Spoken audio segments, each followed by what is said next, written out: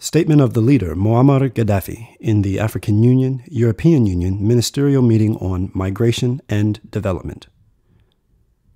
November 22nd, 2006. In the name of God, welcome to Libya. I salute this gathering of the European Union and the African Union. Since the subject of our meeting is migration and development, this continental gathering is a testimony to the sense of responsibility of governments and other actors towards the citizens of our two unions. In addition to being an expression of a sense of responsibility for the citizens of the two unions, it also reflects an awareness of the growth of that phenomenon which has imposed itself lately in a manner that made all concerned reflect on the best ways to address it. I do not wish to speak at length, neither do I wish to rehash what you have said today or what has been said in other fora about this phenomenon. Light has been shed on it, and it has been fully scrutinized.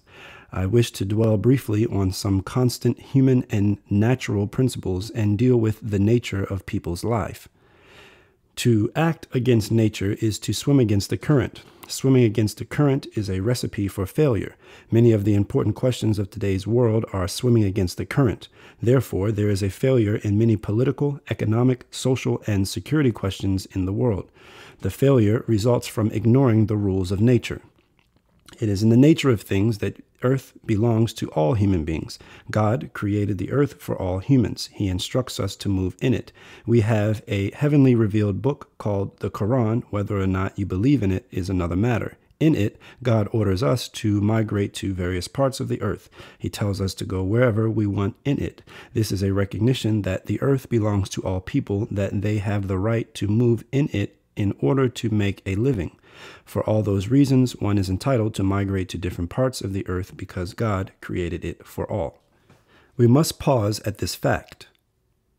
We must believe that the earth belongs to us all. People have the right to migrate and live in any part of the earth.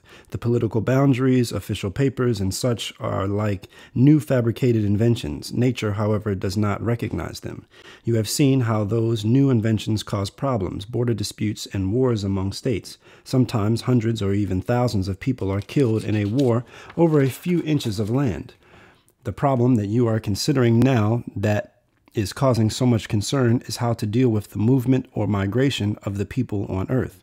This problem is the result of the borders we created, the identity we manufactured for every group of people, and the official papers they have to carry. We created all these unnatural, artificial things. The natural thing is for people to move, live, and seek their livelihood anywhere on Earth. Who are the current inhabitants of Europe? They are migrants from Asia. Europe used to be uninhabited. Had migration been forbidden, Europe would still be uninhabited today. Who are the inhabitants of North and South America? They are migrants from other continents. In North America, they are from Europe. To South America, they came from the Iberian Peninsula, Africa, and other parts. This is another fact.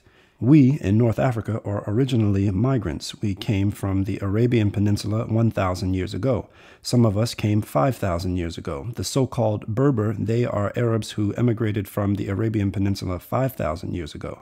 The Arabs who came with Islam have been here for over 1,000 years. These migratory flows created the peoples that currently inhabit North Africa.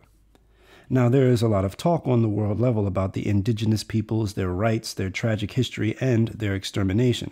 What does this mean? It means that migrants came to a certain place and became so dominant in it that they either exterminated the indigenous people or drastically reduced their numbers. Their remnants are subjected to such discrimination that there is now an international outcry for the protection of their rights. When we talk of indigenous peoples, this means that immigrants came and settled in a certain place, be it Australia, the Americas, Africa, or parts of Asia. Are the current inhabitants of Australia its indigenous people?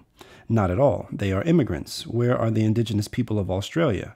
Only a few are left. The rest are oppressed or exterminated. Who are the indigenous people of America? They are the so-called Red Indians. Where are they now? They have been murdered and exterminated. If we are to ban migration, let us then ban the human presence in all continents. Let every one return to the land from which they came. Let the inhabitants of Americas return to Europe. Let the Europeans go back to Asia. The Arabs of North Africa should return to the Arabian Peninsula. The inhabitants of Australia must return to Britain, Holland, or any other country they hail from. The Boer in South Africa, who have become an integral part of its people, must head back to the Netherlands. These are facts. However, when ministers and experts gather, they do not deal with them. Those irrefutable, disturbing facts are glossed over. We concentrate on the branches and leaves of a tree while paying no attention to its roots. This is a doomed attempt. Millions of blacks were transferred from Africa to Europe and America. Why are they being stopped now? These are double standards. When the blacks were needed to be used as beasts of burden, nobody said that they must be respected and left to live in their own continent. On the contrary, it was claimed that their transfer was legitimate. They were shipped like cargo across the ocean. Those who were not physically fit were thrown overboard to feed the fish. North America and Europe were developed thanks to the labor of the blacks.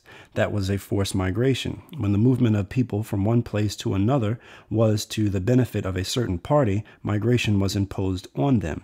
People were hunted like animals in the jungles of Africa. Now these very same people, the black Africans, are being told that their movement and migration from Africa is a cause for concern and that an end must be put to it.